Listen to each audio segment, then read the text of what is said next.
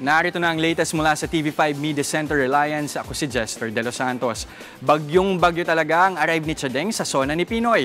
Siya lang naman ang binantaan ni Pangulong Aquino ng ganito. Kay Congresswoman Alvarez naman na ilang beses na nagpo-posing ng nakahiga sa mga kalsadang nakumpleto natin. Pasensya na, Chadeng, pero sa susunod na humiga ka sa kalsada, papahuli na kita. Obstruction of traffic ang violation mo. Siya si Negros Occidental Representative Mercedes Chadeng Alvarez na humiga, dumapa at nag-post sa gitna ng highway na ipinagmalaki ni Pinoy na pinagawa niya para sa kanyang mga boss sa Visayas.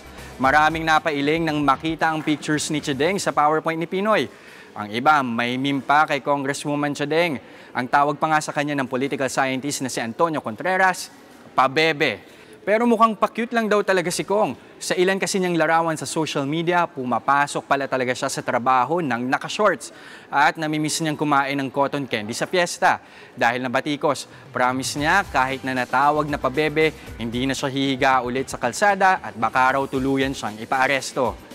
Yan ang latest mula sa Newsroom 5. Ako si Jester De Los Santos. Higit sa like, share. Kaya click that share button.